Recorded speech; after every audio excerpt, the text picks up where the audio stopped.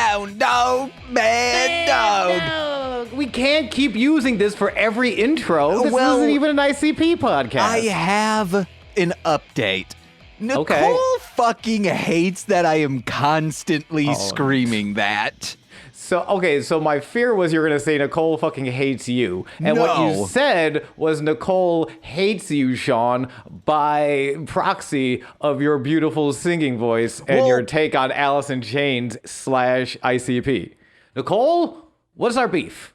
Can we settle our beef? Nicole, who are your guys? Let's settle this beef. Yeah, are we still good? Are we still good, Nicole? Who's your guys? Are we still good? Nicole's guys is like Rebecca Sugar. Okay. Whoever does the artwork for Harvest Moon and as well as Animal Crossing. Those are probably her guys.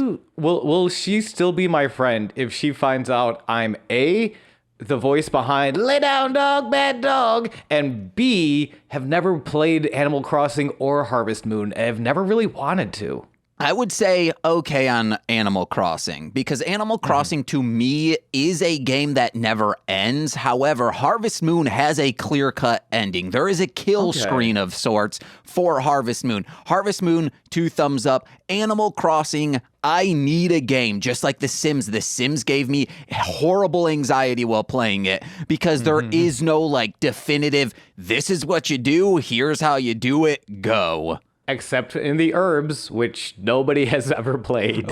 This is very weird, Sean. Have we talked about... I feel like we might have talked about the Urbz before. No, I think it will be now 2 weeks ago on This Existed. Corey brought up the Urbz and how much he loves it. And my brother loved it too. I think me and Corey are like secretly best friends, but we just don't know each other very well. Because that's insane. Why would anyone play the Urbz except for me and Corey and maybe your brother? Yeah, my brother loved it. I think... The Urbz, I'm pretty sure how we got into possession of it. My dad absolutely loved, for Christmas, going to a clearance bin of video games. As long as we had the console, he'd pick it up and be like, this looks cool, toss it in the cart. So he probably would spend $20 on 6 games and then be like, here it is. It's weird, like as a kid, I might have been like, but like now, that's awesome because we're at this point now, both of us, we're MST3K kids. So like if something's so trash it's unbelievable, that's almost better than a good game. Yeah, well, my dad had a very good hit record. The only ones that I remember being trash were like the Catwoman game for Game Boy Advance. And I think that's it, was just that one, because the first budget games that he ever bought, there was this weird hardware store that my dad, it was right next to his work, and he would go there all the time to buy shit for his work. He made like compactors and all of that bullshit. So also very good living in doing that. I have told my father, after finding out how much he makes, I'm like, why didn't you teach me CAD, Dad? I could make 1 compactor a year and sell it. And technically, for my living, no one else's, I could pay my bills 1 a year. That is it. Did he answer? Why did he abandon you in your time of CAD need? Yeah, because I said, why the fuck did you not teach me this but allowed me to make beats on Fruity Loops for 6 hours a day? And he was like, I wasn't going to force you to do something, but goddamn, I wish he would. So, but also, to be fair, if he did, you would be so resentful because you do love your Fruity Loops. Like you needed those 6 hours of just pure Marsh madness. Well, he could have been like, hey, I will allow you to do this 6 hours a day type thing. Also, please eat and do your chores. A lot of the times would do those chores, but by the time they would get home, they'd be like, oh, what'd you have for dinner? And I go, oh boy, these loops of fruits. That's what I had. Oh my gosh, you are not a toucan. You can't survive on loops of fruits alone. Wait, are you a toucan? Fruity Loops, the FL Studios is what I was eating, those delicious beats, and there's an A in there. So yeah, but Toucan Sam is my dad, so a little bit of respect on the Toucan's name, if you don't mind. Toucan Sam passed away? We can't talk about this legally speaking. Oh, no. slip into my DMs if you're curious about but you'll be in danger. I can tell you the truth, but you'll be in danger. Unless Toucan Sam is your real dad and the dad who passed away was a surrogate. James, the more of this onion we peel back, the more our listeners are in danger. I'm Please. an ogre. This conversation's like ogres. You can't peel it back, mate.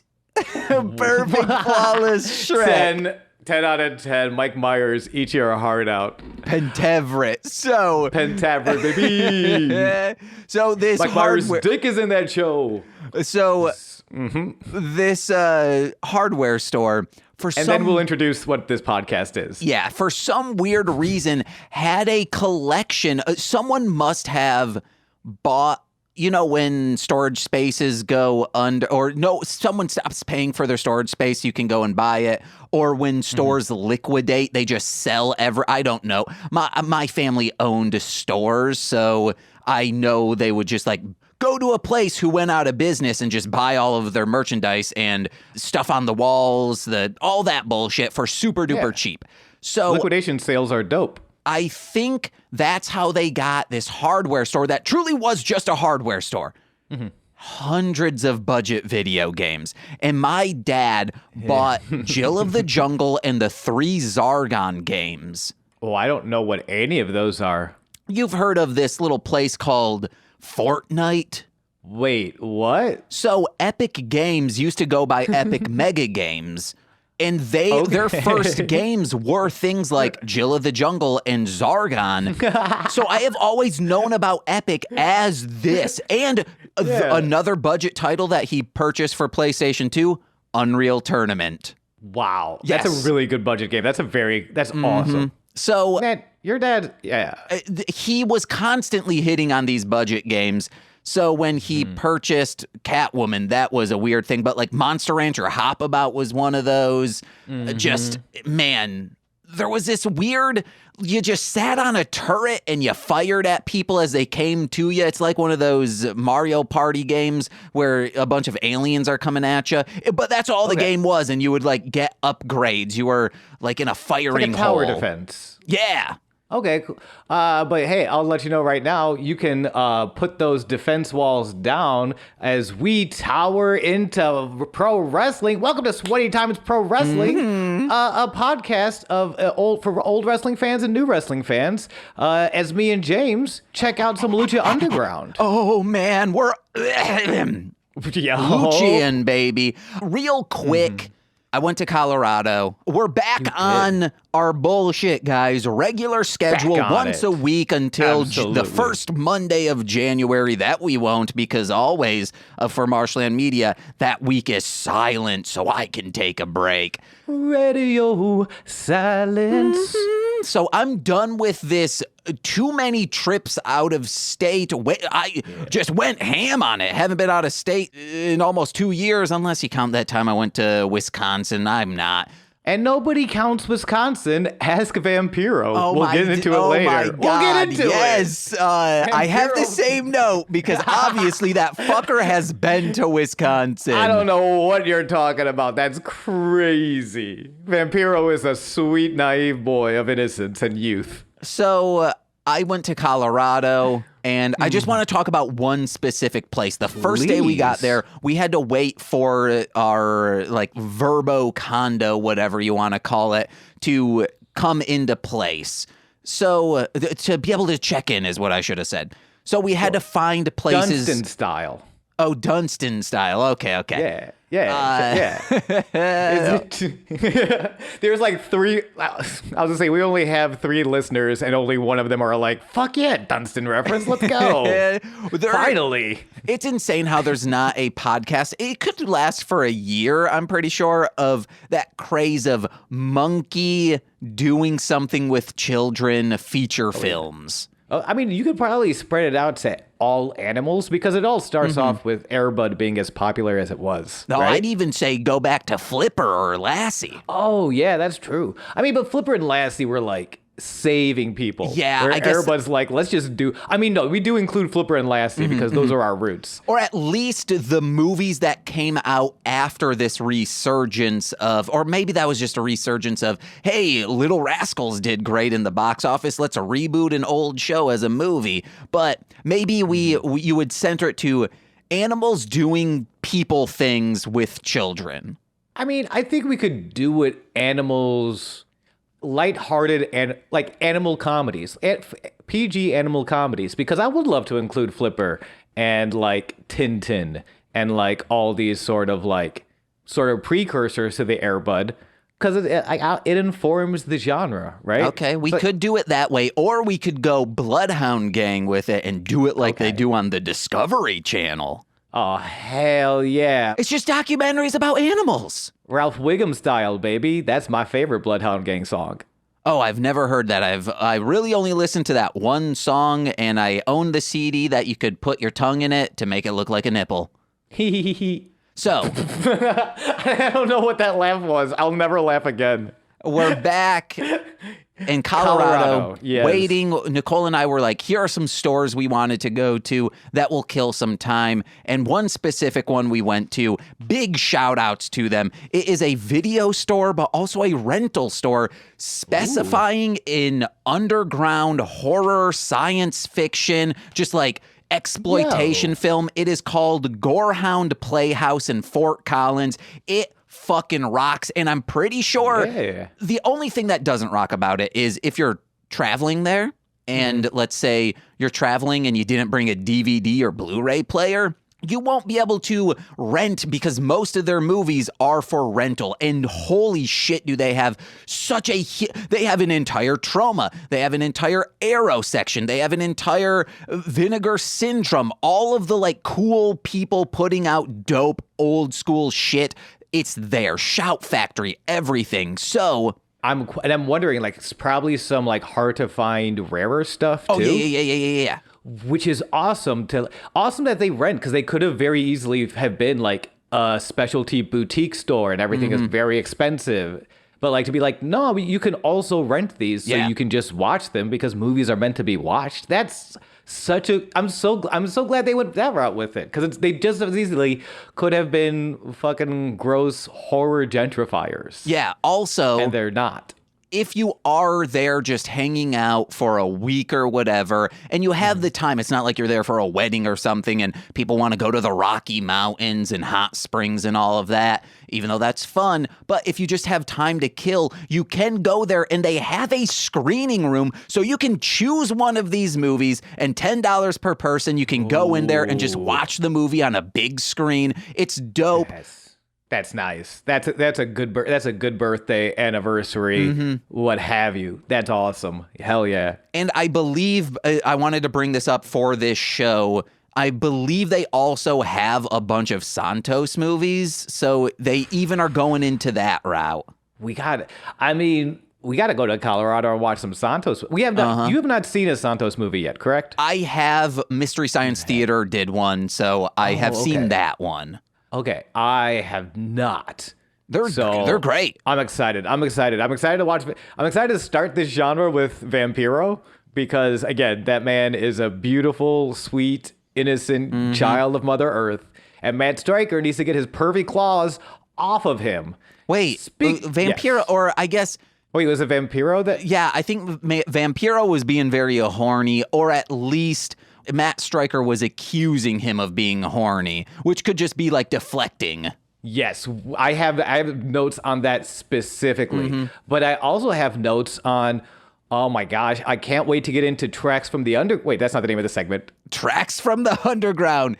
What is it? Speaking of Lucha Underground, we're going to unearth the underground. Unearth the Underground. James, it's been 2 weeks. I'm so excited to find out about a new artist from anywhere but Michigan, because clearly Michigan isn't the only state that has underground artists, and I can't wait to see what you brought us this week. James, unearth the underground, baby. Hey guys, today, Sean, you listened to this album? It's a very good album, and I looked over to the right of the SoundCloud page, and right there, clear as day, Michigan born.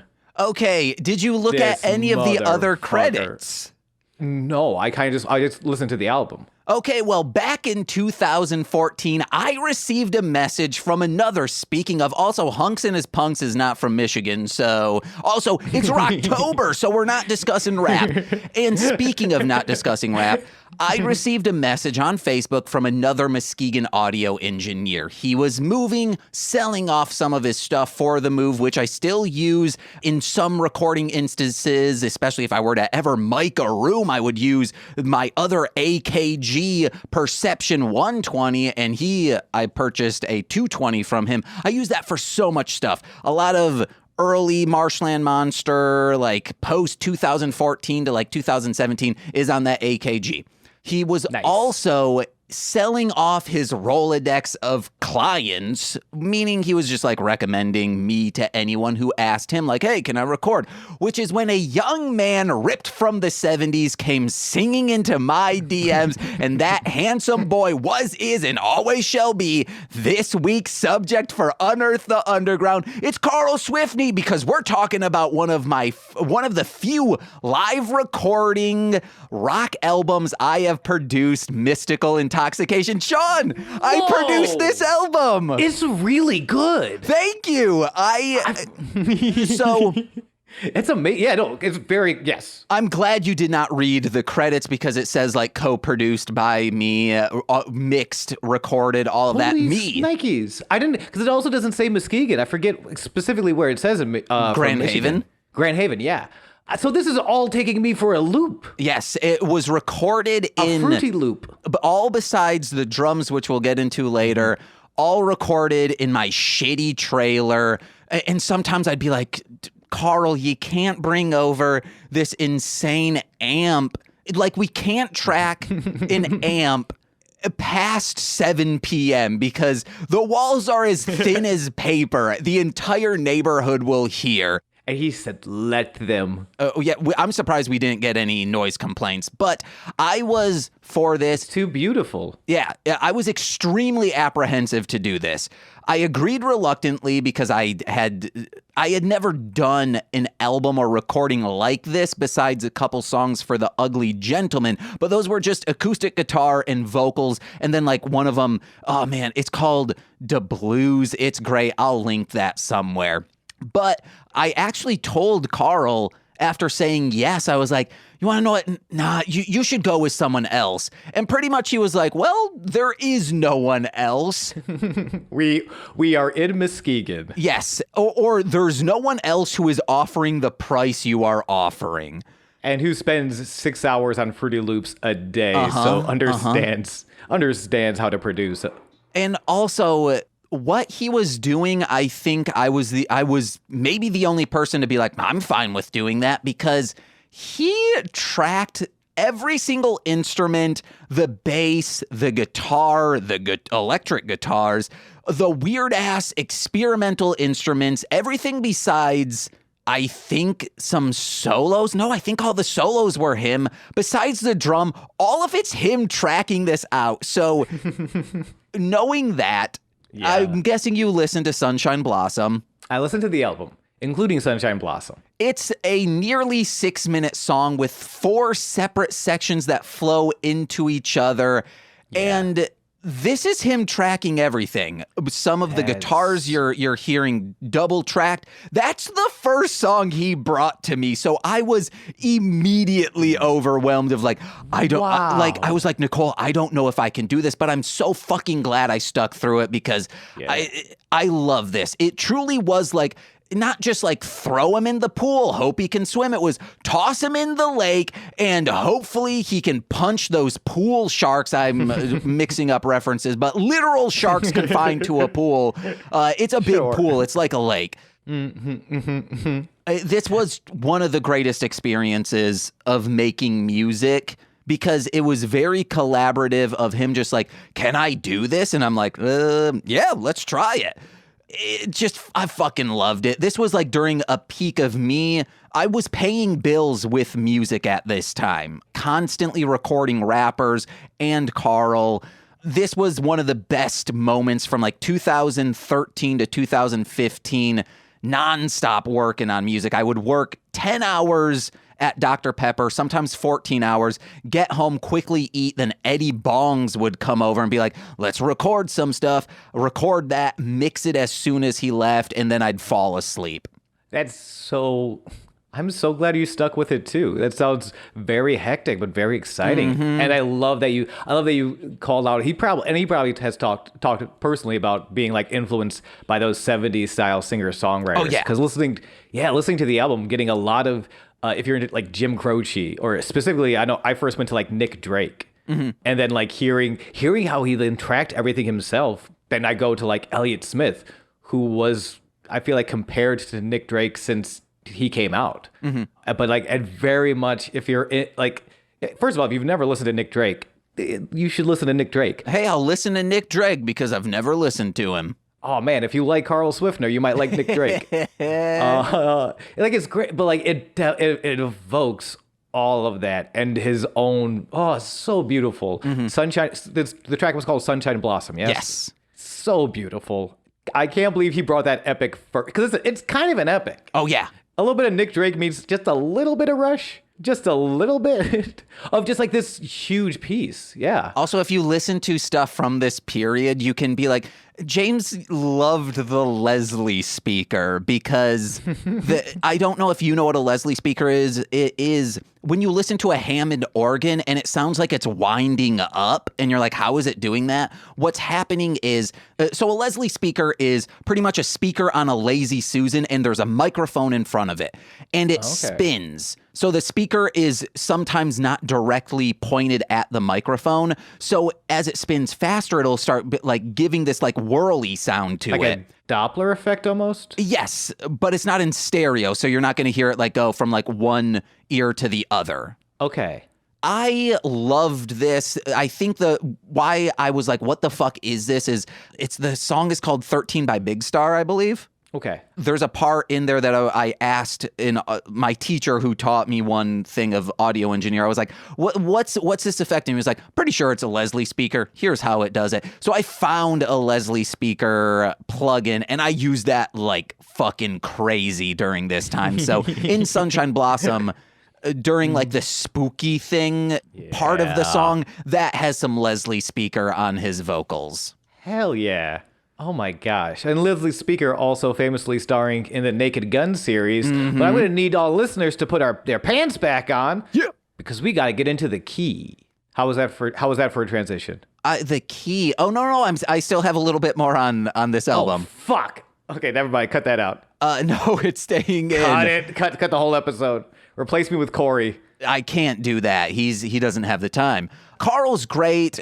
He'd come to every recording with like a bag of obscure instruments and he'd be like, hey, I want to like put this, like I thought it'd be like this mini egg shaker. We'll put it in the background of such and such track. And I'd be like, all right. And then when we recorded the song's called Gabby, there was this just insane rainstorm that had such heavy droplets. We had to pause the recording because it sounded like someone was shooting paintballs on the trailer roof.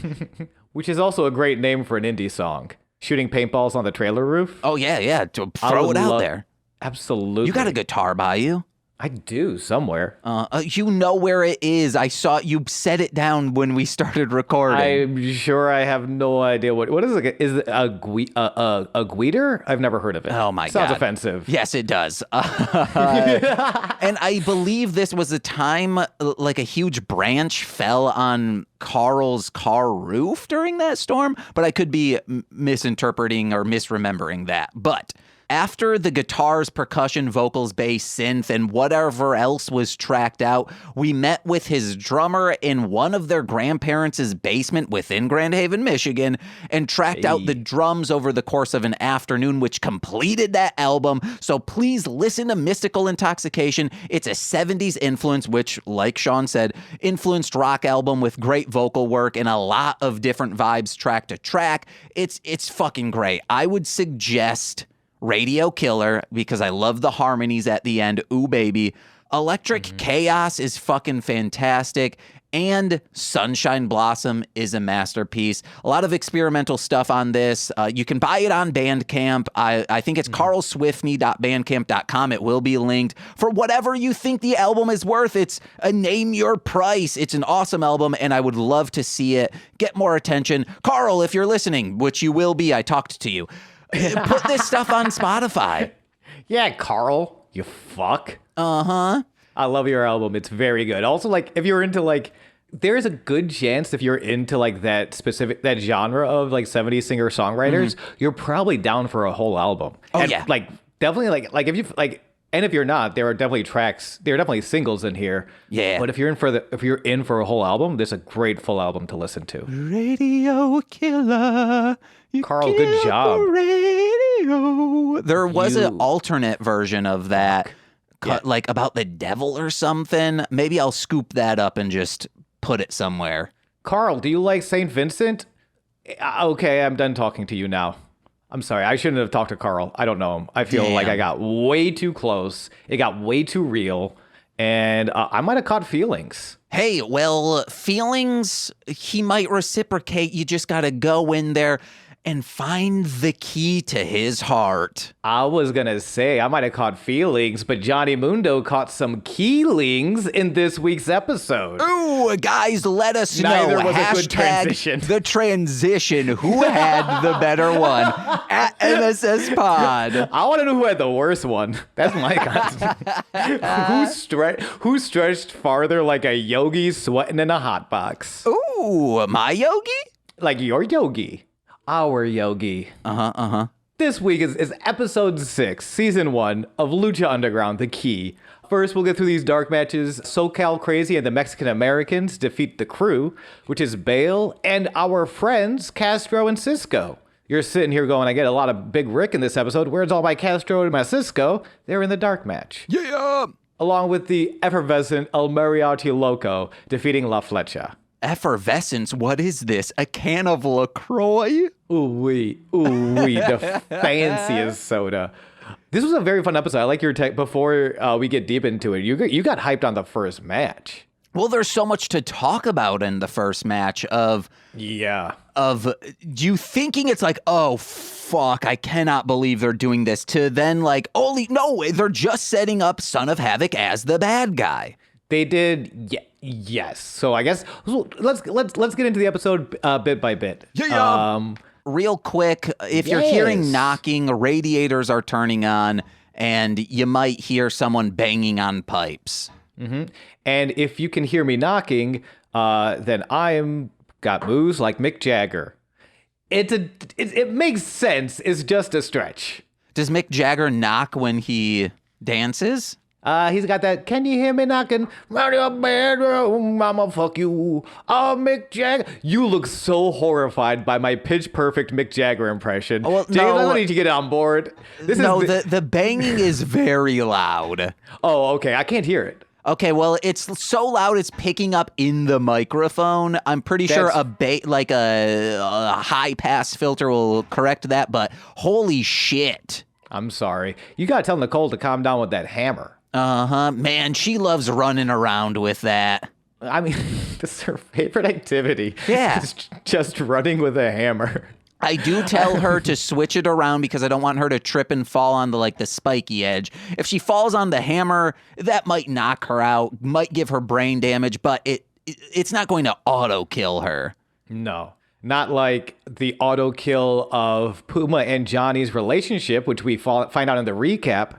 The two big things they're focusing on is what's going on with Puma and Johnny's relationship.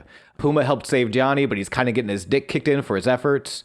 Also, Conan and Sexy Star are gonna fuck Chavo's butthole to death. Ooh. After Chavo has just shown absolute disrespect to the spirit of Lucha. Wait, you said what? Kick is what?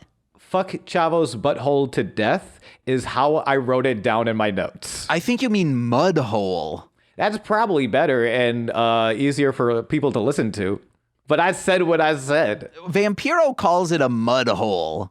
Oh wait, when? I missed that. It's in the featured match. Okay. The main event. All right, well, let's get to the featured promo, the way the episode properly opens in Dario Cueto's office, with Big Rick signing an exclusive contract to Lucha Underground. They got him. And again, like it's so weird, because I was like kind of in and out on WWE, so I kind of remember Ezekiel, his character in WWE, but he looks great here, and I'm like excited he signed this contract. Big Rick's he's such a piece of shit. I love him. I mean, this isn't a real contract. No. The contract has already been signed. Wait, what are you talking about? How could the contract have already been signed if he was signing it? Cueto lets Big Rick know, I brought you here to show Mundo that no one is too famous to get punched real good. Plus, you punch real good and you're violent and I like you. Yeah, he says violence is my favorite entertainment, which this is so like the next logical step for Cueto is to produce snuff films or like August Underground. Yeah, Dario Cueto is kind of like if Cueto's character showed up in like Videodrome or something, I would totally buy it. But like that's kind of the thing that I like so much about Lucha Underground is that if you've never watched wrestling before, hey, this is a really shady guy that basically wants to produce snuff films. I can describe that character without using a single tidbit of wrestling idiom, and you're like, oh, I got that. Kind of like the cult from Videodrome. Or like that dude from 8mm. I was going to say 7mm, and it's like, no. The prequel to 8mm. Oh, damn, just 1mm smaller. You don't need these meters. Useless meters. I thought I would have a joke if I talked long enough. I didn't. Let's get to the first match. I will say, when we watched 8mm, I believe I said the joke, I can't wait for the sequel, 16mm. I like 8mm as just a very tiny snippet of 8 Mile. Oh, yes. They take the entire mile, they just reduce it to 8mm. What I do is I melt down 8mm stock and put it in a gun and see if it shoots. When the cameraman says shoot, James takes it literally. I put it in a 9mm, but it's too small, so it's kind of wonky when it shoots. James, are you proud of the fact that we've gone 30 minutes without talking about a single wrestling match? Yeah, we're about to, baby. We were talking about the wrestling of me and audio, cutting and working things. Yeah, Carl. Carving out bass lines. Yeah, Carl. Yeah, Carl is my new catchphrase, by the way. I hope you enjoy it. Oh, yeah, Carl. Sorry I took it from you, Sean. No. Just like Son of Havoc and Evilise are about to take this audience on a wild ride. They are in the ring, microphones in hand. Evilise is talking. She says, shut up. Because the crowd does not like Son of Havoc. Because he's been a butthole since forever. Yeah.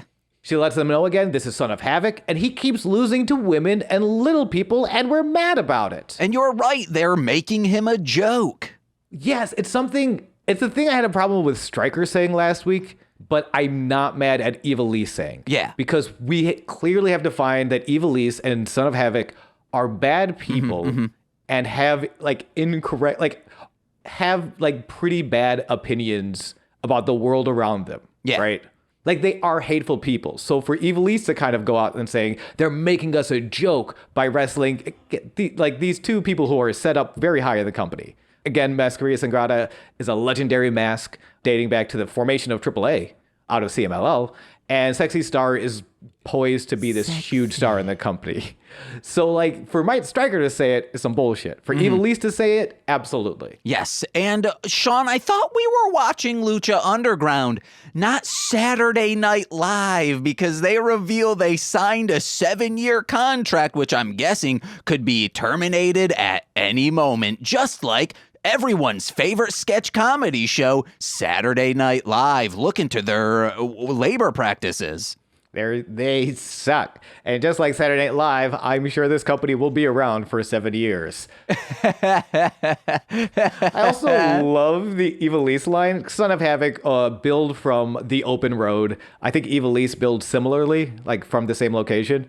And I just love Evilise. We could be living in Nashville instead of this dump of LA. I know. And is he fucking LA? They say that like Havoc is from the 1%?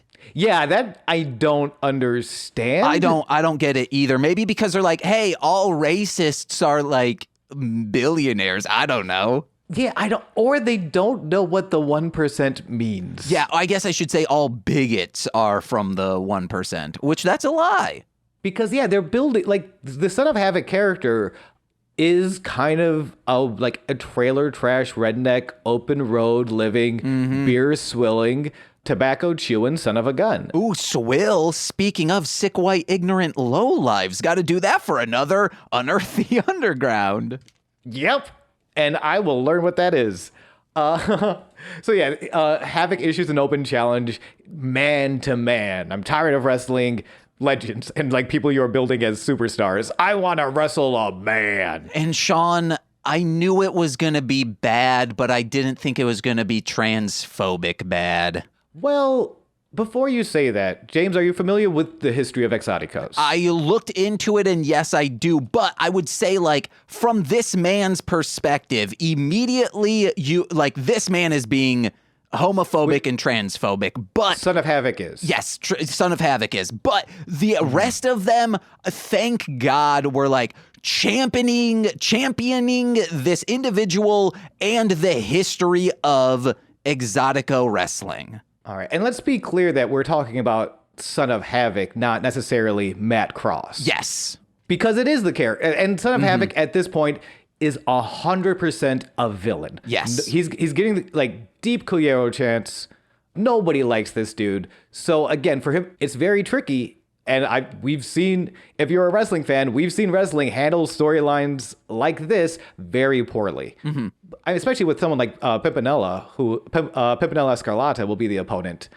Someone who's like an absolute veteran. Yeah. Has done this and specifically done Exotico wrestling for a long enough time to sort of tell this story well. And I guess before we go super far, let's let people know a little bit about Exoticos, because we know, because we're geniuses. But a brief breakdown of Exoticos. An Exotico is a luchador, a male wrestler performing in drag, is the simplest way to explain it. Yeah. They are specifically drag performers. Their roots date back to the 1940s, but it wasn't until the mid-80s that the first openly homosexual Exoticos kind of were living openly. It was always kind of treated like this Goldust. You can see some similarities in the Goldust character, but Dustin Reynolds, a big straight dude from the South, and that's kind of how Exoticos were treated in the 1940s, where it would be like, no, I do a character and then I go home and I'll fuck my wife. And Pimpinella, one of these early Exoticos who were like, I do this as a form of expression. I like Heather Levi, the quote found, who is an anthropologist specializing in lucha libre. The Exoticos changed, and this is in reference to like the 1980s, change from it has to be straight men performing as homosexual or drag performers to homosexual expressing themselves in drag. Heather Levi says, the Exoticos changed the Exotico style from a representation of a tendency to a representation of a social category and celebrated lucha libre as a means of upward mobility for themselves, specifically as homosexuals. So it starts as this kind of transphobic, weird like way to get heat because they used to be bad guys in the 40s, 50s, 60s. Then by the 80s, I mean, most Exoticos you find are baby faces. People want to cheer them. And it is a way for them to express themselves in the art form of lucha libre in a very beautifully gay way. Also, what I was reading is like, it's kind of punk rock. It's very punk rock. Yeah, in the sense that they are going against the like machismo and macho masculine styles of Latin America, and then like also like anywhere pretty much, because anywhere, and especially in pro wrestling. Would you be surprised to hear that pro wrestling can have a toxic masculine culture behind it? It can? I know. We're breaking the doors down. Wait, are you telling me the Divas era wasn't pro feminine? Oh, it hurts. I laugh because it hurts. But yeah, so these Exoticos like really reclaiming their sexuality and these and challenging gender. It's very punk rock. Oh yeah. and it's been very punk run since the 1980s. Pimpinella Escarlata, the opponent answering Havoc's call, being one of the really one of those banner wavers in that change. So like I got very excited. Yeah. When I saw Pimpy walk down to the ring, fucking awesome. The Scarlet Immediately struts down to the ring in one of the coolest fucking ring walks I've ever seen. Just doing that fucking cha-cha back and forth. Just like high-fiving everyone. I said effervescent before. I should have saved it for now because Pimpinella is effervescent, baby. A LaCroix, if you will. A cold can of LaCroix. So we have the match. It's Pimpinella Escalada versus Son of Havoc. You want to know what? No. It is an ice-cold LaCroix that you dunk a goddamn... What is the name? Why did I start saying it? It was on the tip of my tongue and thought I would be out here. Those things that you plop into water and it fizzes. Alka-Seltzer. Alka-Seltzer. There we go. Hey, pop, pop, fizz, fizz, baby, baby. I was like, I know it starts with like an L sound, but I cannot think of the rest. I was going to say Alcatraz, but I was like, I'm pretty sure you can't dunk Alcatraz in the water. It already is there. And we must escape. I didn't look this up, and I should have. I think this is Pimpinella's first American match. American televised match. North American, excuse me, yes. It's so fucking wild, and it's so cool and exciting to see. The first moves, because Evilise is still in the ring. Evilise might get involved. She is evil, after all. But it's just some of the hardest slaps of the whole night, by the way, from Pimpinella. And like lays into the chest of poor sweet Son of Havoc. It's loud. He gets 2 overhand chops in, takes Son of Havoc's hand, climbs the top turnbuckle, rope walks, and then crossbodies Evilise in a very clean crossbody. It was crisp. I love this whole match. It was a very cool match. Crisp as an apple dunked in an Alka-Seltzer LaCroix. Pop, pop, fizz, fizz, baby. And you better believe that apple is a Fiji apple. Why is it not a Honey Crisp? James, what? Before I get too deep, I already started getting too deep into details. But like initial thoughts, how did you feel about this match? I loved it. It was very good, and the just immediate like, oh no, to hell yeah, of just emotions like this is gonna. Is this the time Havoc wins? But no, I think because he keeps losing, they're handling all of these situations well. However, I hope eventually Havoc does a face turn. Like, oh, I have learned the errors of my ways. Instead of him just constantly, because then he's going to be a bigot who keeps losing. He's going to be... Which I don't hate that. I don't hate seeing a bigot lose every week. Yeah, but then we're like, well, we know he's going to be stomped out. Actually, yeah, it's actually pretty cool. Never mind. I'm fine with it. It's definitely a role in the company, right? And like when you look at the ensemble as a whole, having someone like that, and I wouldn't be necessarily mad because Matt Cross is a great wrestler, and I think we finally see it here. And we've talked about before, Son of Havoc is performed by Matt Cross, also known as M-Dog20. If you've ever played the Backyard Wrestling video games, he's the dude in the white pants, I believe. He's great. Speaking of which, I will be streaming the Xbox 360 game. I believe it is called Lucha Libre AAA Heroes of the Ring. Okay. Because, Sean, Yes. I gotta stream this until minimum 5 listeners a day because, guys, tell your friends. Real quick tangent. I asked, I'm doing this live show, and I asked James to do an intro for me. And in the intro, he does specify that this is the least listened to podcast on the Marshland Media Network. And I can't be prouder. I've accomplished it, babe. I made it, baby.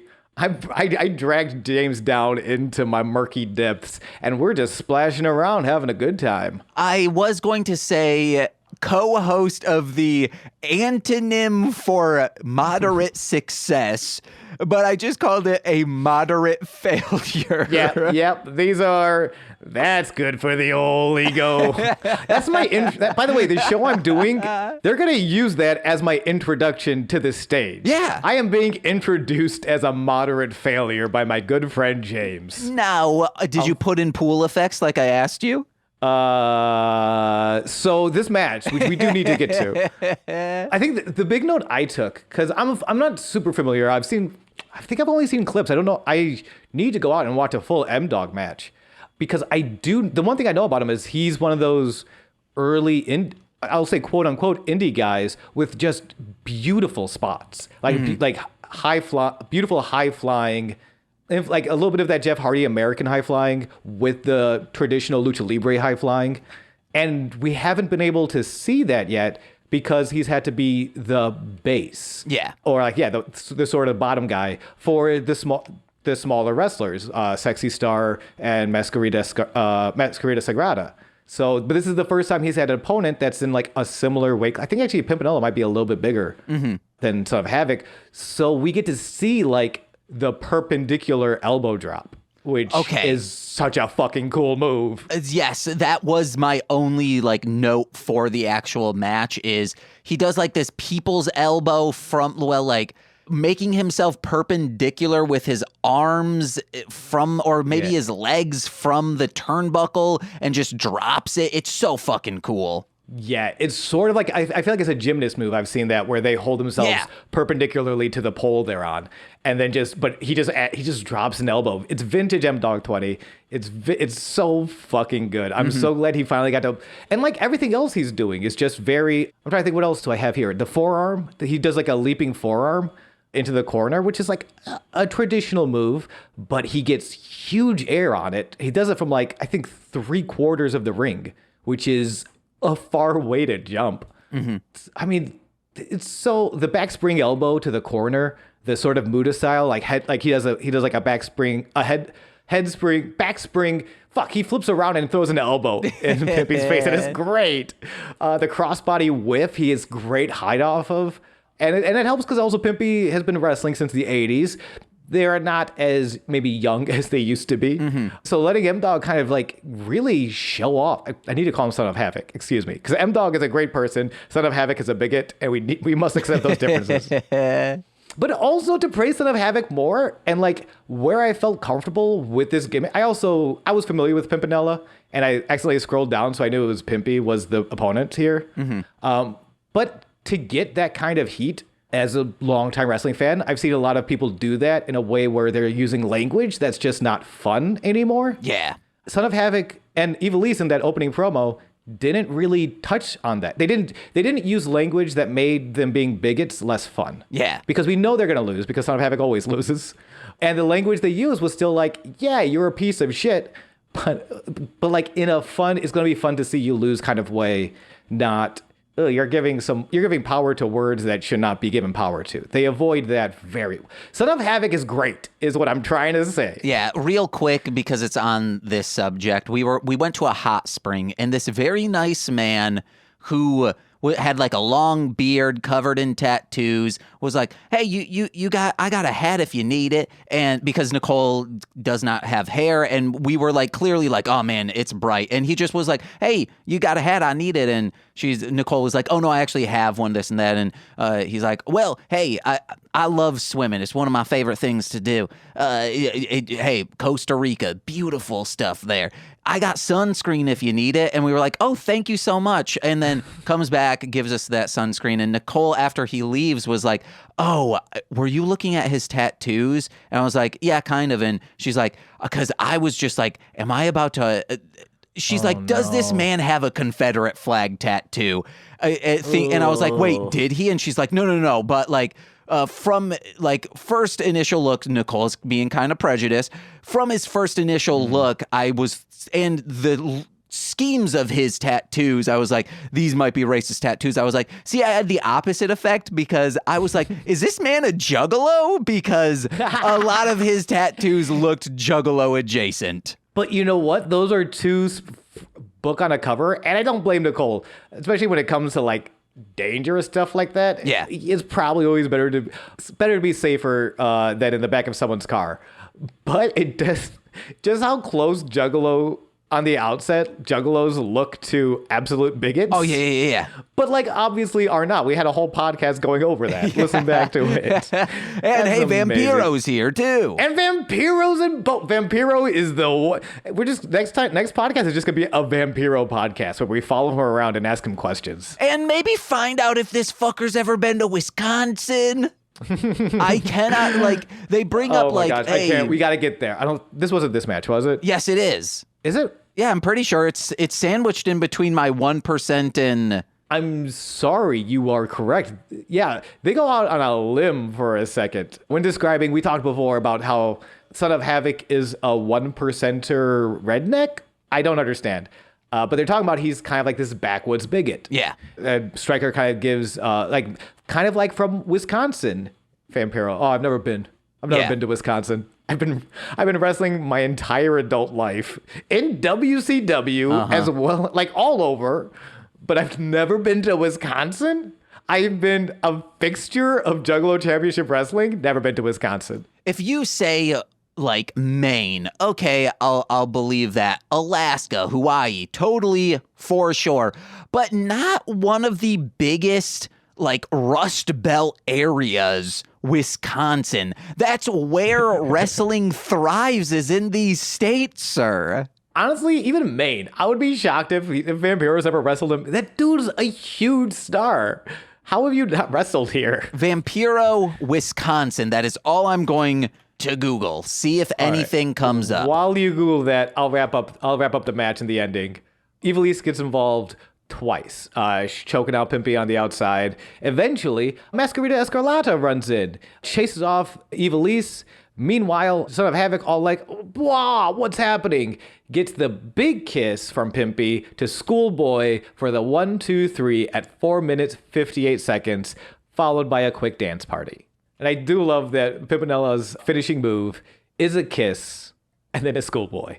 Because not enough wrestlers kiss. Can we just put it out there? Not enough wrestlers kiss. If you're in of any genre, if you're in the UFC, try kissing them. See what happens. It's not in the rule book. Doc can play basketball. Guys, maybe he's never been to Wisconsin. How has Vampiro never been to Wisconsin? Because he's a sweet, innocent boy, of course. He's too pure and innocent to have been to that absolute den of sin known as Wisconsin. Sin's right in the name. The only thing that's coming up is like no. Milwaukee's in Wisconsin, right? Milwaukee was Yes. So yes, okay. on Monday I was not Nitro, confident. December 6th, 1999 in Milwaukee, Wisconsin. Vampiro. It was Williams and Oklahoma versus Vampiro and Jerry Only, Oklahoma. Maybe I'm misreading Wait, he wrestled Jerry Only, or he tagged with Jerry Only? I think he tagged with him. You tagged with the Misfits Jerry Only, and you forgot in Wisconsin? Yeah, Vampiro. Is for sure been to Wisconsin at least once. Oh, my sweet Vampiro. He forgets. Wrestling's a lot. Wrestling takes a lot out of you. Yeah, baby. He just forgot. Or maybe he just really doesn't like the Misfits. I don't know. Could be. I don't know. How do the Misfits treat Juggalos? Well, the Misfits were in that movie. Oh, yeah. But that movie, if you ask me, belonged in the bathroom because that's where our next segment is. Transitions. In the temple public bathrooms, Dario Cueto is just taking a whiz. When Johnny Mundo comes up behind him, lets Dario zip up, which is, I appreciate that. I know the shot was only from the waist up, but still, it's still little things. Goozles him, grabs his neck, and throws him against the wall to confront him about all the bullshit Dario has been putting Johnny Mundo through. Yeah, this dude loves violence so much you know he was hard. Oh, yeah. And probably wishing he didn't zip up. Oh, yeah. Johnny, I love this line. Johnny says, "No matter how many times you send Big Rick to knock me down, I'm always going to get up. And every time I get back up, my mission is simple. Find you and kick your ass. Hell Starting yeah. now." I loved it. It was and I also performed much better by Johnny Mundo. He is such an action movie star in this entire promotion. He is Johnny Cage. Yeah, he's an action movie star, and Cueto is truly a piss pants sniveling man because he's immediately he's a worm. He's like, maybe I can make things right as long as you don't hurt me, sir. Mm-hmm. He's immediately because the whole thing, Johnny's mad about the 100,000 from the first episode. Mm-hmm. He thought he won the match against Puma, but instead Big Rick jumped him and took the money. So it's all comes back, and the fact that it's all coming back to that first episode, that these stakes still matter. I fucking love it. Yeah. And I feel like because Johnny's character doesn't need the money necessarily, like the way they were treating him as like a famous star. Doesn't need the money, but it's about honor at this point. Yeah. It's about you promised me something and you went back on that promise, and I can't let that stand. Well, he's probably also going to donate that 100,000 to a charity. So, a lot of rich people like doing this. Parkour lessons for orphans. Yeah, and then he won't have to pay any taxes. Yeah, sure. Dario promises the 100K. Johnny agrees, but takes the mysterious key around Dario's neck as insurance. What is this lock and key? Am I right? I must know. I'm so curious and I'm intrigued. I love it. I hear Nicole watching that show, and just so much of it is like, we found out where the key went. Oh my God, so-and-so found the key. Oh man, this key, it made my life better. It's just constantly talking about keys and maybe their dead dad.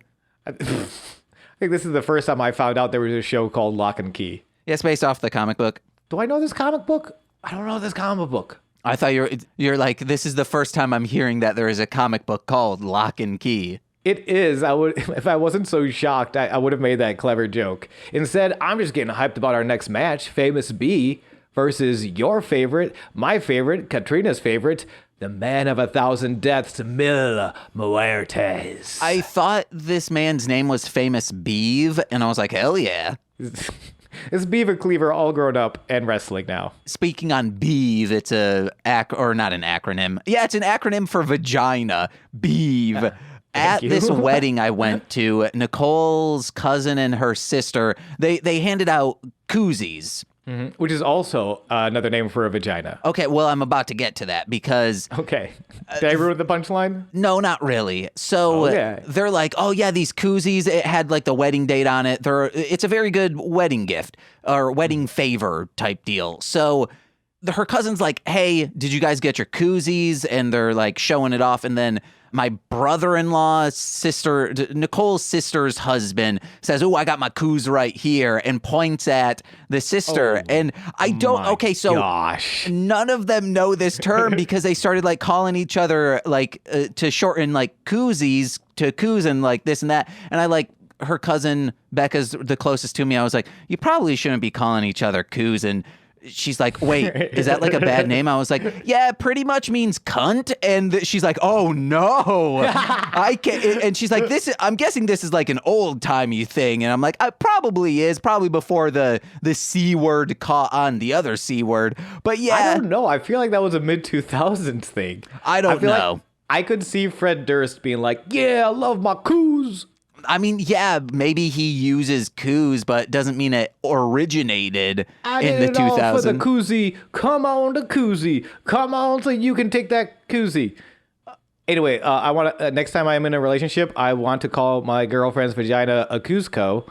And let's talk about Famous B and Mil Muertes. Wait, actually, like, coos might be a shortening of koozie. Now that I'm, like, really thinking about it, it could be like, hey, it keeps my dick warm, like a koozie. Ugh. Just like David Spade portraying a llama in the hit Disney film The Emperor's New Groove. I wanna fuck Cusco. Oh, yeah. Famous B versus Mil Muertes. Is next. Famous B is a SoCal local. He gets the intro first. He's real happy to be here. Then Mil Muertes' music's hit, and it's real bad, and it's real scary. And we get confirmation he's paranormal because he is from the grave. Beyond the grave? Yes, from beyond the grave. We also see The Rock. I think this is the first time we see The Rock. The Rock in the handkerchief. I thought he like debuted in like 97. Get the fuck out of my life forever, my friend. Very good joke. I knew it was coming because I did capitalize the R in rock in my notes. Ooh. Which is a very exciting. We get the kiss before the match, as is tradition. And we also, this is what we were talking about before, about Vampiro is a sweet, innocent boy. Matt Stryker is a pervert. Because Stryker tries to set Vamp up as they're walking to the ring. It's like, you're starting to fix an eye on Katrina. And Vamp's like, immediately like, no, what the fuck? I'm watching wrestling. No, I'm scared of Mil Muertes. So Matt Stryker is a disgusting perv. Vampiro is a sweet berries and cream style boy. And we must protect Vampiro and get him to Wisconsin. And Mil, when taking off all his garb, he is a fucking king. He looks like a man who could punch out an entire fleet of warriors. So he is a king, and Jesus has no dominion here as the King of Kings. Or Triple H. Wait, also known as the King. Yeah, he used to be called the King of Kings. Oh, because he's like Jesus, Triple H Christ? Yep, that's what the 1H stands for. Oh, it stands for two more? Yep. The 1H stands for two more H's. I love, James, can I say, when we started this, I did not expect you to be as much of a Mil Muertes fan as you are. Yeah. I love that you are. He's dope. Yeah, so talk to me about this pretty Mil Muertes heavy match. Well, first, he's got such a amazing ass, and to see his dumper over Chavo's bag would strike fear into the entire locker room, and the eager hands back there ready to jack off whoever would turn sour, because holy shit, is he dominant in every facet of life. Absolutely, he is. The bell rings immediately. Famous B is standing up. He is immediately stomped out. He goes from a standing position to an I'm on my back getting stomped by Mil Muertes very quickly. And I looked away, I came back. That man was horizontal. And very quick match. Very quick match. Spear to flatliner in 1:10. And a really cool spot I don't know if I've seen before, but I'd like to see some more of. The Katarina interference. When the ref's looking away, Famous B is sort of lying with the back of his head on the bottom rope. Katarina grabs his around his chin and guillotines the back of his neck, like pulls down and basically rebounds the back of his neck against that bottom rope. And that's, I don't know. I liked that. And I think this man really got his neck hurt because when he's being pinned, he is as if he's doing crunches, but holding the back of his head in the neck. So, oh no. Oh, maybe I don't want to see that movie anymore. Maybe not. Mil is just throwing this man around like a rag doll. There could have been intentions that were not there. Yeah, from everything, I haven't seen anything about Mil Muertes because he still works. He's working, I believe, in MLW. But I've never heard anything like this guy sought to hurt other wrestlers. He's just... He's a guy that got started later in life, but has a great build. So he is he is a little green comparatively, compared to some of these other guys. Yeah. But just a big slab of beef, great buns, and a very decisive victory. So I guess because I wanted to ask you, but you may have already answered this. What is it that kind of really attracted you to Mil Muertes? I think just his imagery. He's a very outstanding and impactful visual. That to cape see with the cape. Yeah, that's a great cape. I think I said it when he debuted. It's my favorite cape. He's a great cape. It beats them, and they continue the tradition of the lick of death. But Famous B's already dead. I love it. He picks him up after the flatliner. He's absolutely limp on his feet. Katarina licks him, and they just drop him. But they don't snowball it. They don't snowball it yet. Not this time. Not yet. Not on screen. I really hope this does have a payoff of what is the Rock? What is the lick of death? What are the significance? What does this do to Mil's power? The Rock is Dwayne Johnson, baby. All right. The Rock is crack, baby. Yep. The Rock is what I need to roll. Speaking of crack, I got to go down to FedEx today because I have a package. Speaking of package, we have a Drago package coming up. Ooh, and it's dope. It's very cool. Sean, again, you were right. About? He's an actual dragon and also a man. And his name is Drago! Drago! The Drago comes in my pants! Drago came in my pants and I wear them today. Who is Drago? He's a dragon, he's a man, he is a luchador. It's a very simple promo package. It is a child, sort of, very creepy child, just sort of like reading off. I love some of these quotes here, yeah. Oh, what's the difference between any other child? Hey, they're all creepy. Yeah, it's true. It is true. Get out of my cornfields, you creepers. Oh, man, I saw so many cornfields that could have a Malachi in it on our train ride from Denver. Outlander! Some of my favorite quotes from this was, time was not kind. So it's like sort of the history of dragons. It gets to like modern day.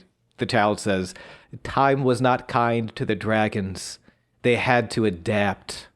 One arose as a man. What do you fear, the man or the dragon? And this is all just spliced with Drago doing cool shit for the most part in the ring. A couple stuff like running out around in LA. I just love the here be dragons with the wings added in post. It's not a very complicated one. It gives me a lot of shoot. I need to look this up. It's a Jizza song from Liquid Swords. More like Jism song. No, it's not. More like Liquid Dorks, because those are the only people who listen to that. Fuck right off. I think it is Liquid Swords. I think it's the opening track. But the child who's like, my father was the executioner of the emperor. And it gives me a lot of those vibes, which is very cool and not dorky at all. And James is a fucking hater. It was sampled from a like 70s or 60s kung fu movie, I bet. Yeah, you guys are dorks. Yo, you're a fucking dork. I know. But don't lie about it. They're not. They are dorks, and it's cool to be square, you fuck. You should have said you circle, you coos. I'm not okay. Well, hold on. Coozes are circles, guys. With a real quick story, I used to install trash chutes with my father. So they're like huge sheets of metal, like in a circle, like industrial trash chutes, not like little ones for a home. And industrial, like big boy trash chutes, cool trash chutes. And my dad, we had to put some on the roof, and he was using like a forklift with a big old long thing on it. Sorry, Dad, you're not listening. His penis. No. But he's like, oh yeah, like finally like got it on the roof, and he's like, all right, just like slide her off and set her down. And I was like, why is it a girl? Why are you using those pronouns? And he's like, I don't know. And I say, is it just because you see it as a big hole? And he's like, Jesus Christ, James. I am familiar with that reaction to things you say sometimes. I could hear his disappointed sigh from 4 stories down. Oh my gosh. Speaking of 4 stories down, let's go 4 stories up with a high-flying match of the high-flyingest of calibers. In the rematch, it's Drago versus King Cuerno. Yeah, and man, Part 2. King Cuerno comes in, and his getup, his like deer hat and his cape, he looks like a Christmas centerpiece. Hell yeah, of death. And if we're gonna talk about gear, I know you're kind of dunking on Cuerno. I didn't have a huge problem with it, but I was much more into Drago wearing the baby blue. Because I think he was wearing black before. I think this is the first baby blue Drago. Wait, what do you like? His mask and stuff? His mask and his tights, yeah, they were the baby blue. Oh no, he's always been blue. Has he? No, he's been. I thought because okay. I think you've been wearing the blue blockers then. Maybe even with my thick blue blockers, I still see. Man, that dude's blue. It was great. Man, if he were green, he would fucking die. Dabu dee dabu die. Cuerno, the first move of the match, Cuerno has this nasty drop kick. Take your soul out of your tooth kind of drop kick. And I love his offense as this character.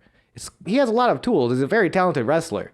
But especially his flying kicks, his like double knees, all these strikes that are very precise and like devastating kind of like a hunter, like almost like it was a gun or maybe a spear or like some sort of like he looks like a hunter every time he does a drop kick or double knees. And I love, it's one thing to have a character and kind of like talk like them or like do things according to that. It's another thing to like be able to move like them and to really inhabit this hunter, this like elite hunter. And he's killing it. I love what Cuerno's doing here. It's very cool. And to further that imagery, whenever he like does, a move, a spot that like puts both of them on the ground, he always like leaps up on all fours and is like in the pouncing position. Yes. Which makes it seem like I had this. I said, Cuerno, or not Cuerno.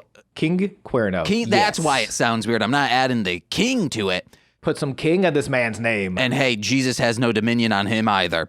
So that's true. Nor does Triple H. Oh, no, he does. I lied. Triple H does have dominion on King Cuerno. He wrestles now on SmackDown as El Phantasmo. He's fucking great. So King Cuerno is probably a gracious. El Phantasmo, excuse me. King Cuerno is probably, I'll take the probably. King Cuerno, for a fact, is a gracious and giving pinner. Just from that crouching, you can see he'll eat you out for a while. Yes. No, he is a very sensitive lover. He's got Daredevil-style moves. And he's going to pin you so hard. I'm excited to see him on SmackDown, man. So I saw him a little bit. I didn't watch enough NXT. He's so fucking... Like, both of these guys are great. I don't want to take away from Drago. Drago is a beautiful flyer. And very believable. And some of his spots in this are fucking insane. Sean, I forgot about a joke that I was going to make when I said, like, oh, I'm being thrown into the water. Like, this is me have like sink or swim moment. That would be like if when you started out stand up, you're like, hey, your first job is doing warm up for NXT. You'd be like, I don't know if I can do this. That's your sink or swim. Especially because why would you bring a stand-up comedian to do warm up for a wrestling show? Stand-ups used to open for Madonna and whatnot. That almost makes more... Okay, actually, that sounds like a terrible idea. I cannot imagine going to a Madonna show, getting Don Rickles, and not booing him off the stage. And maybe even not Don Rickles, because you wouldn't get Don Rickles to open for you. You'd get, like, an unknown Jeff Foxworthy. And I can't imagine that'd be a great show. You'd get a random stand-up who just so happens to have the same manager as Madonna. Truly. Yeah, that sounds terrible. I'd rather... But even then...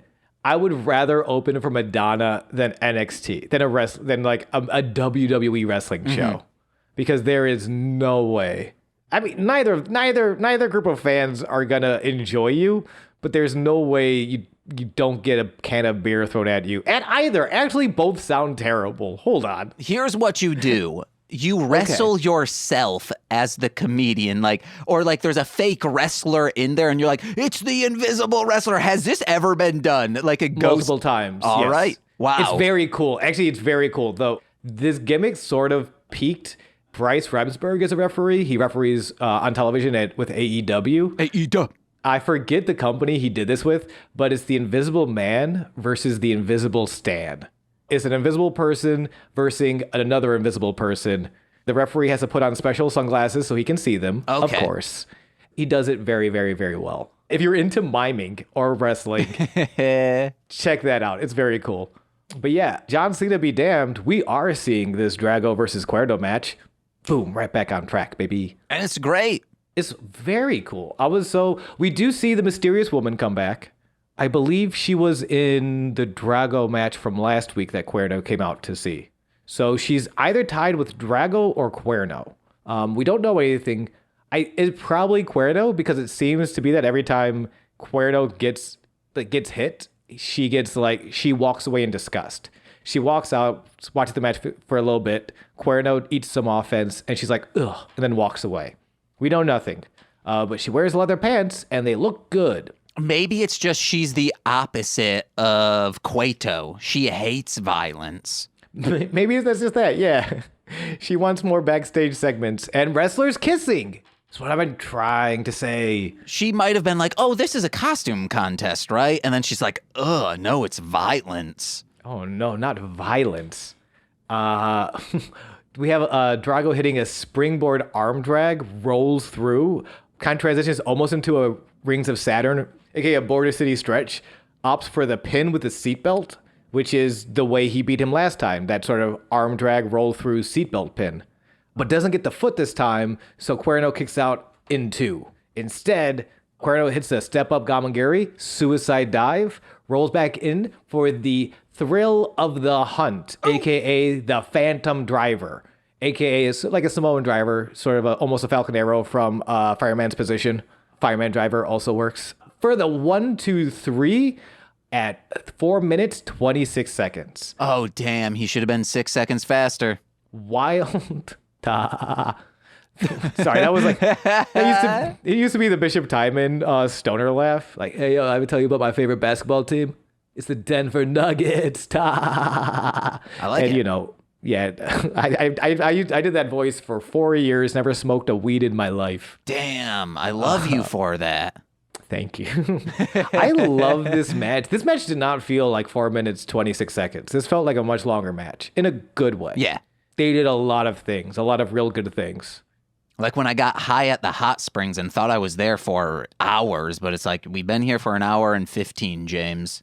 Yeah, but you were having fun in the hot springs? I was relaxed as hell. And Nicole's like, fuck, I should have gotten high too, because I am relaxed, but I would be even better. Even better. The Luchadors are now tied 1 match apiece. After the match. Listen, I was going to roll past it. It's better than a daisy. That's not true. I main daisy. Oh, okay. I thought you meant the plant daisy because a peach is a plant. That's what that's what I'm talking about. In my favorite video game, Plant Fighter. Oh, you could have done Plants vs. Zombies. Anyway, after the match, you fuck.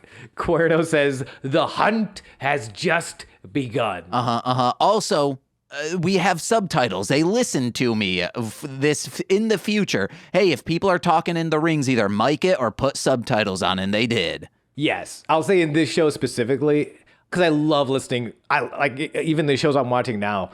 I love listening to like what they say in ring, because every now and again they're calling spots, but every now and again it's like something like real juicy. Orange Cassidy is great at like just the random interstitials.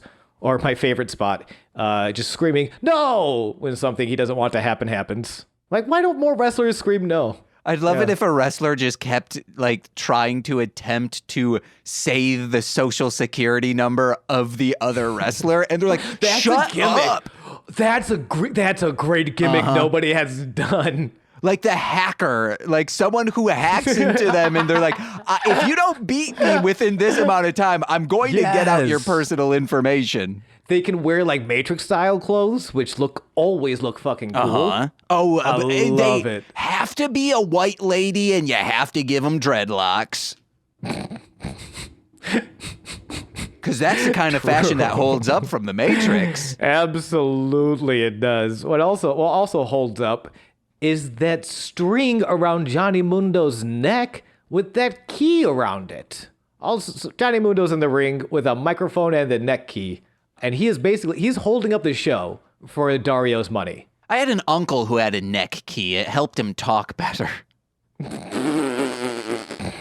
didn't mean to laugh so hard. I didn't mean to make my laugh sound like a fart sound so much. I was not prepared for that. Good line. Good humor. There's an unreleased song of mine. I need to release it. Re-release it someday. I took it down, but like I have a line of like, smell the aroma, something fuck your stoma. Like I'm like Jesus. It's when I was doing horrorcore, guys. It's great. No, never change. Oh man. How am I gonna talk about this segment knowing that line and that joke now exists? I'll send it to you. Please. Okay. I don't have a transition. I'm just gonna go back to it. Johnny Mundo is holding up the entire show for Dario's money. Basically, the show's not gonna go on until he gets paid. He's gonna give him to the count of 10, and then he's gonna break into his office and just fuck him up. Ooh, fuck me, daddy. Big Rick tries to get in some of that action instead, interrupting the count to make Johnny shut up. And then Johnny Mundo is so good. Mid-sentence, like Big Rick's in the middle of like, hey man, you better leave Dario. Johnny leaps from the ring, huge tope to the ground, and just starts punching him in the face. Ow.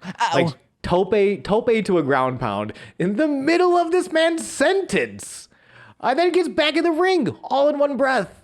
Like just barely breaks a sweat. hey man, you better stop. Ow, ow, ow. And then he rolls back in.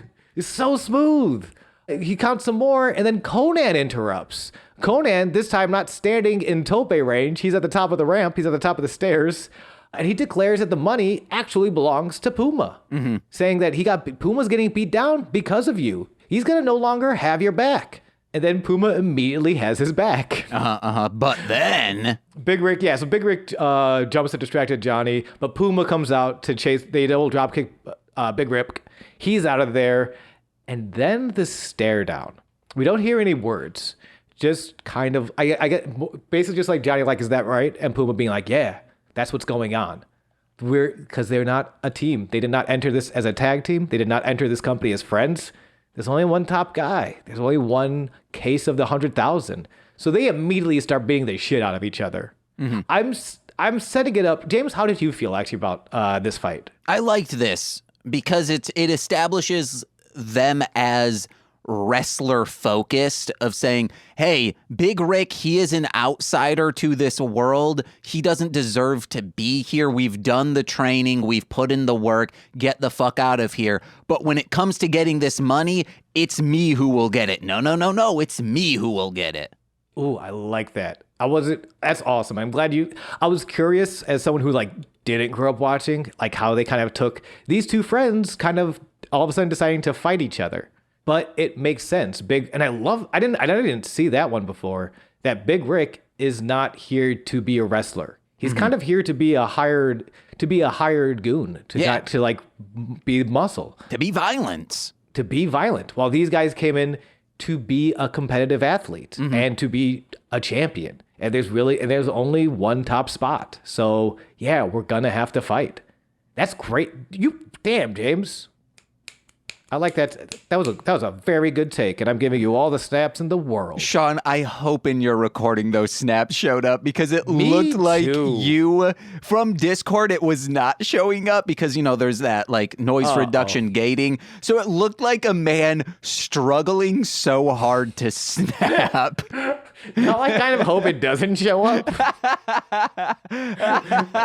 And if you put the sound of this podcast onto an image matrix, it's just an image of me struggling to snap and lightly crying. So yeah, they fight. The entire back security referees have to pull these two apart.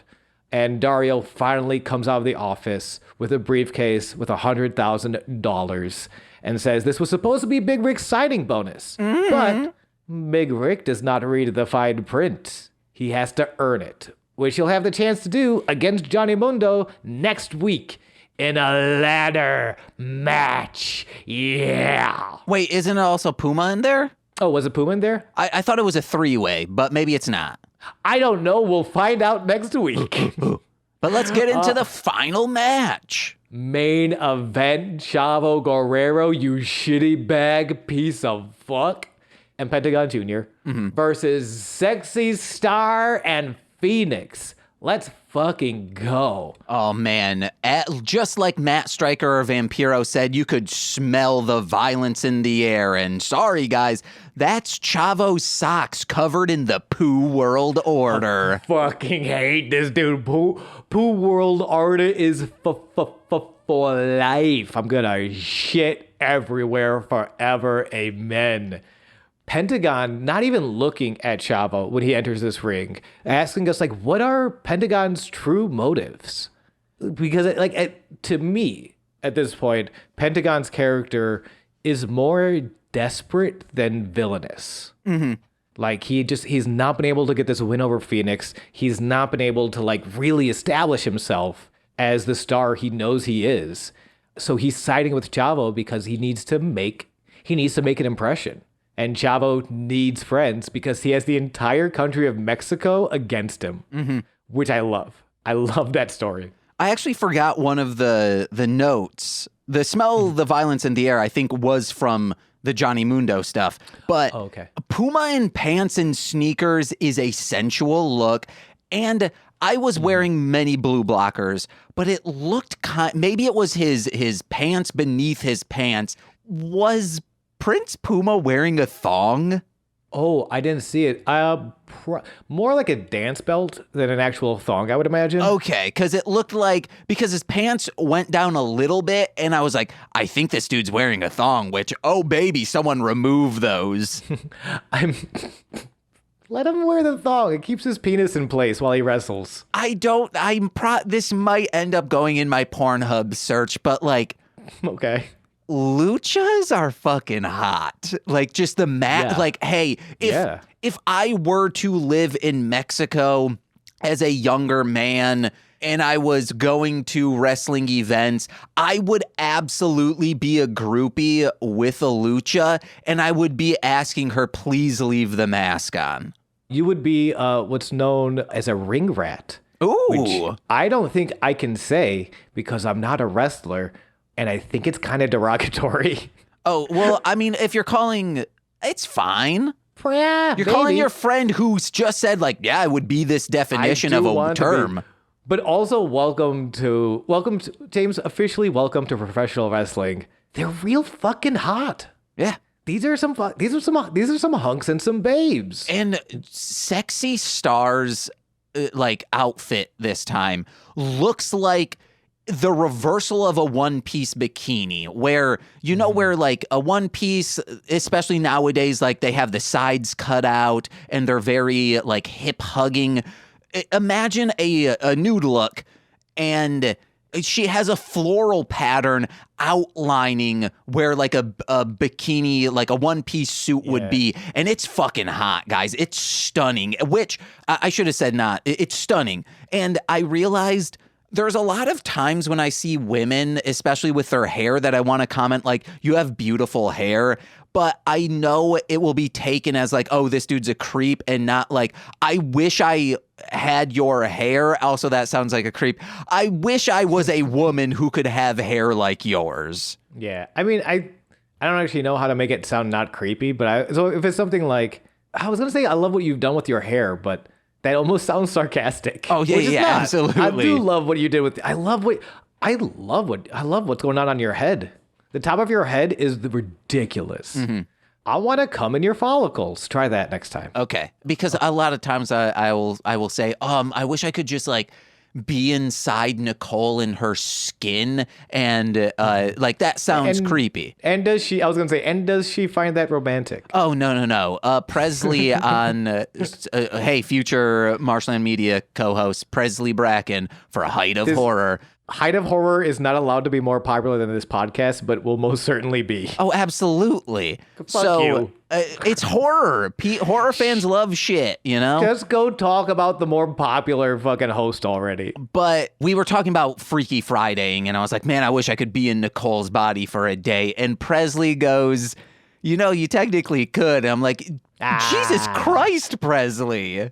Like you just like, what is that called when you park your dick, but you don't actually thrust? Soaking.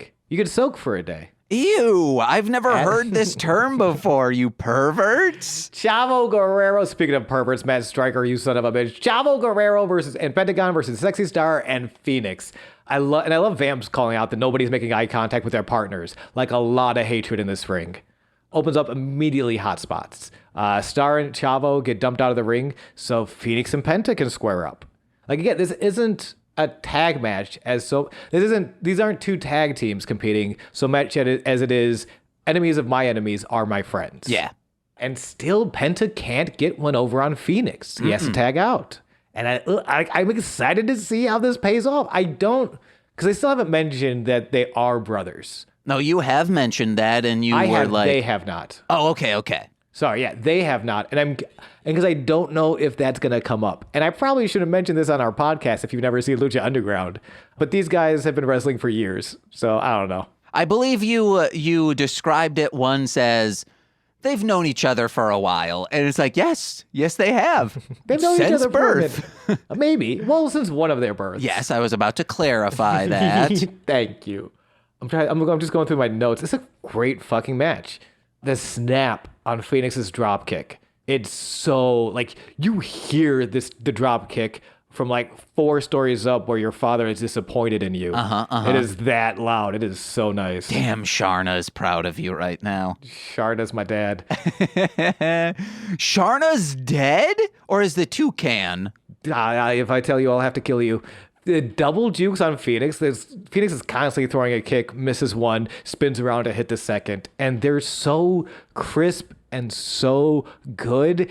Watching Lucha Underground makes me so mad that Fénix is not AEW World Heavyweight Champion because he's fucking amazing. Get it. He is the triples champion, though, so I shouldn't complain. But he's so fucking good. Penta powerbombs Fénix onto his own knee. He sticks his knee out when he's powerbombing him, and he lands on his spine, and he goes, ow. And I go, ow, because I have a spine, and I don't want it to land on anybody's knee. James, do you? No. Yes. Yeah, Thank man. you for agreeing with me. This is why this is the most popular podcast on the Marshland Media Empire. He just straight up stomped a new mud hole in Chavo's back. Is that what we're talking about right now? Oh, absolutely. I don't know. I'm just going over like spots I really got excited for. How it ends is how I fucking loved it, because there was like a triple reversal from hanging off from Junior's back. Let's get to some of these. And I like how they really are for very different styles, where like Sexy is working a high flying, is a bit more luchador. Nobody wrestles like Fénix. Again, if you are a WWE fan and you have not seen Rey Fénix, go out of your way. If you're in, like, he's an amazing talent. The double springboards are breathtaking. Penta is absolutely a luchador and fights in the lucha libre in what we consider lucha libre, but is much more of a base, is much more inclined to throw a power bomb or some of his package pile drivers than necessarily like fly off the top rope, but will fly. And then we get Chavo, who really can wrestle a lot of styles. This dude is gifted as hell, but is wrestling this one much more grounded. Like the first thing he does with Fénix is he grounds Fénix. He's tying him up in submissions. He's choking the back of his neck. He's grounding Fénix. And it's cool to see, like, again, Fénix is amazing. And like the first thing Chavo does with him is like, okay, you're not allowed to be amazing anymore. Which, yeah, that makes sense. If you let him stand up, he's going to fly into you. I'd like to ground him for life, where Captain Bullock starts punching him. Yeah, and Kevin Sullivan is there, and you're like, hey, man, you got a crazy... Is his name Kelvin? Shit. I don't think it's Kevin Sullivan. Do you know who I'm talking about? The actor from Grounded for Life? Kevin Sullivan? No, Kevin Sullivan's a wrestler. Damn it. Oh, yeah, I just typed that in. He had a YouTube show called Conversational Jazz or something like that, and it was wild. Is it weird. The dude from... Oh, wait, you have never seen Community. He might be in Community, though. He is a very working actor. Let's see this full cast lineup. Why are we devoting time? Kevin Corrigan. But yes, he's a teacher in that one show, Community. Great. Yeah, I want to ground Fénix, and we'll watch Kevin Corrigan clips together. Grounded for life. I do want to get into, there's a spot so good, and it showcases everyone off so well. Chavo is going for a Boston Crab, a Walls of Jericho type of thing on Sexy Star. Fénix breaks it up from the top rope with a double stomp, and then immediately runs into Penta belly to belly overhead suplex into the corner. Just one after another. They all look so clean. They all look so good. 3 out of these 4 wrestlers are amazing, and then one got blackballed for purposefully injuring Rosemary. I thought you were going to say one got covered in shit. Yeah, because she purposefully tried to injure Rosemary. One is kind of the Gigi Allen of wrestling in the term that they smell like shit because they're constantly covered in it because their clothes are. The Pooh World Order, baby. We're coming for you, Chavo. For life. No, I'm still shitting on Sexy Star, who is still, we're going back and watching, and she is such a hero. And then kind of knowing what we know now. We don't know everything. We weren't there. But the details we do have, you can't go around purposefully injuring people, guys. I want to just say that the details we have of the match, it's her reaction and response to it. That's what I think is more damning. Yeah. Because it confirms that she didn't care for the safety of an individual in the workplace. Yeah, but even the match itself, like going back and watching the match. I'm not going to. It's you shouldn't. It's kind of it's pretty. It is on film. It's kind of clear. But yeah, Fénix. The finish though. The finish of the match. Penta put Sexy in the easy driver. Sort of like it's like a pile driver, but instead of her head between your legs, their head's like near your ass. So you're gonna like kneel down on them and crush their head into the ring, and it's gonna be real bad. Except Fénix comes in, super kicks the head off of the body of motherfucking Penta, assisted Code Red, boom. Fénix climbs up top, Meteora, diving knees, sexy pins. 9-18 this match goes. After the match, Fénix waggles his finger towards Chavo, but Chavo waggles his finger right back. Whoa. And Chavo lets us know that this isn't over. And then Sad Boy walks away. Oh, baby. And we got to walk away from this podcast today. We do, James. I will actually start the plugs because I have less to plug. Yes, sir. Twitch.tv/GooseVK. You know me, baby. I'm playing Eternal Darkness. I'm playing with your hearts and your minds and magic cards as well. Oh, Talk to me, baby. What you gonna plug? Guys, we got a new podcast on Marshland Media, a team up with the OK Owl Network. It's formulaic with R2 Shelby 2 and myself. Every single week, we break down a plot formula that TV shows use, like Scooby-Doo. We make that formula, we break it down into an outline, then we Mad Libs that outline, and then from there, within an hour, we write an entire script. Then the following episode, we do a table read of that script, and I believe it's already out. It came out yesterday, maybe? Or maybe it, wow. Nope, wait, hold on.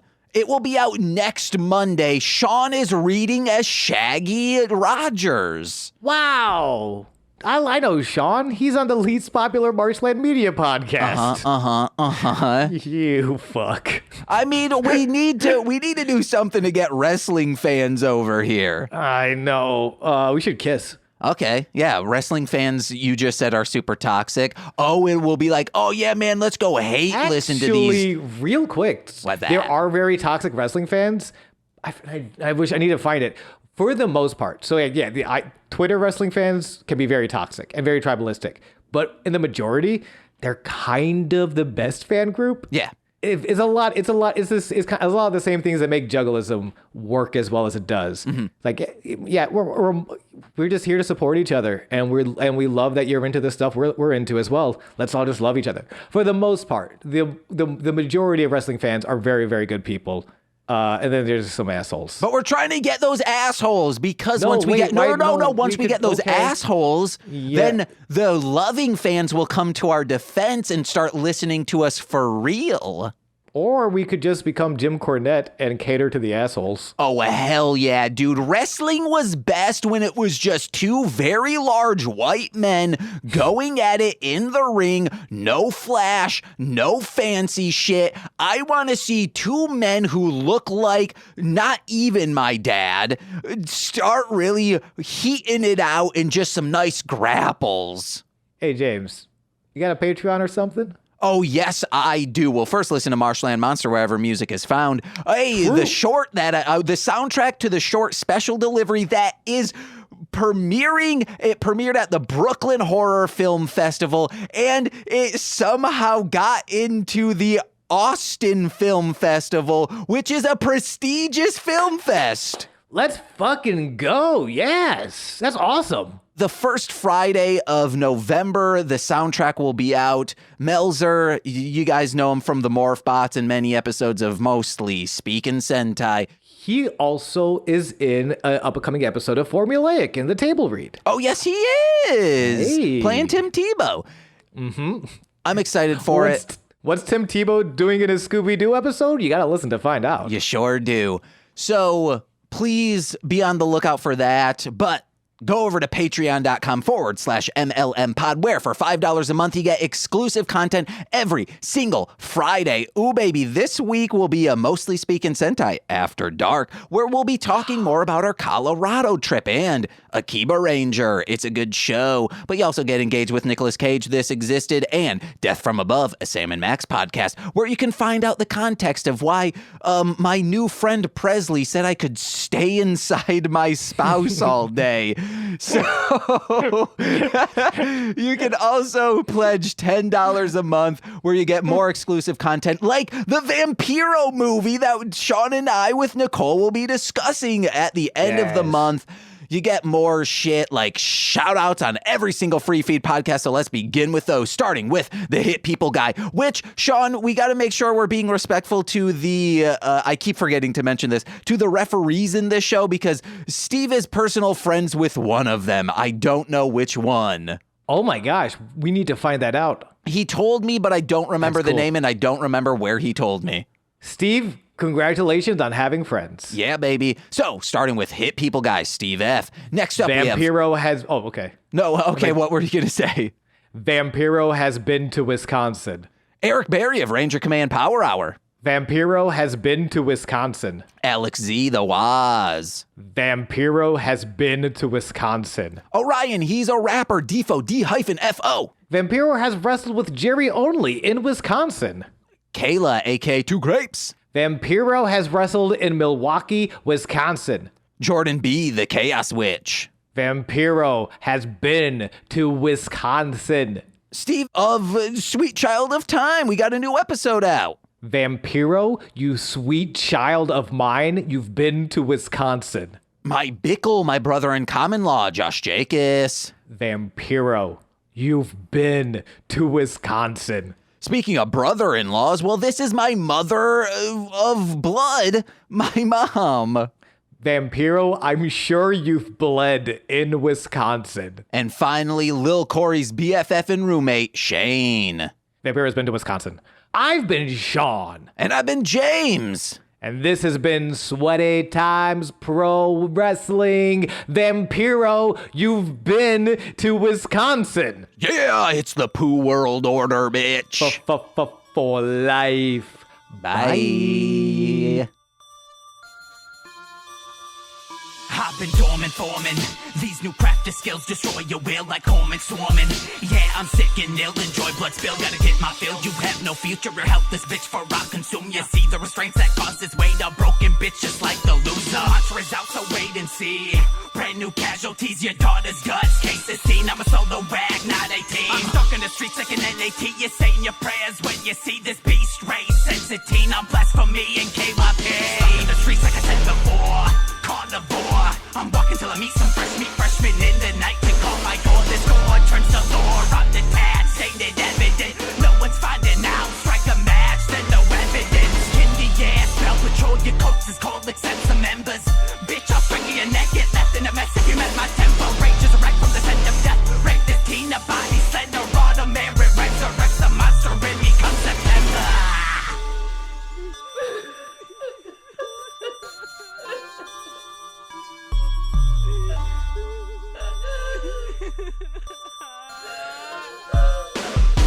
The monster's back, running high, looking for help, there's none to find. I'm in the woods, I'm in the hood, the call is coming from inside. The monster's back for good this time, sipping on the tears you cried. Creep and death for teenage, less disgust is what keeps me alive. Aiming for the season that gives reason to my life. With a purpose, living's worth it, so you're bleeding with my knife. It's my right, bitch, to end your life. Survival of the fittest, creep at night. I decide it's the season of the sickness. Perfect pale moon, it alone, what's encased and covered.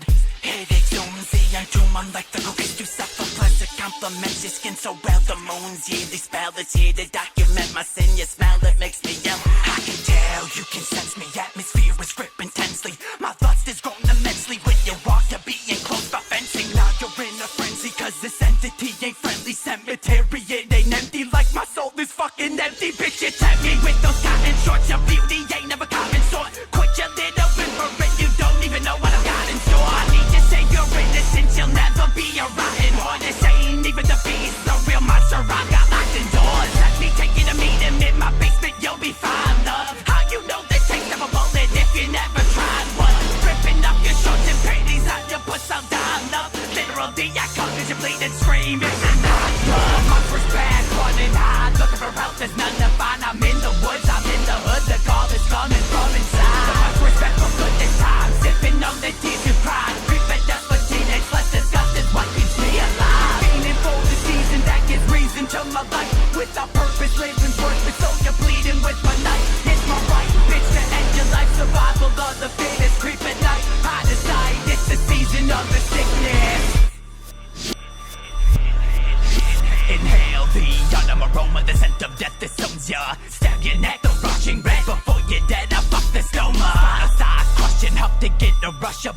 over. Fuck your life is over. I'm a beast, not a persona. Straight like a cobra, left in a coma. Look into my eyes when I see your happiness. You gotta die, die, die. Celebrate and bitch. The month I crawled out the womb, I'm not strong enough to kill myself, so I must kill you. The monster's back, running high, looking for help. There's none to find. I'm in the woods, I'm in the hood. The call is coming from inside. The monster's back for good this time, sipping on the tears you cried. Creeping that's what teenage less disgust is what keeps me alive. Painting for the season that gives reason to my life. Without purpose, living's worthless, so you're bleeding with my knife. It's my right, bitch, to end your life. Survival of the fittest, creep at night. I decide it's the season of the sickness.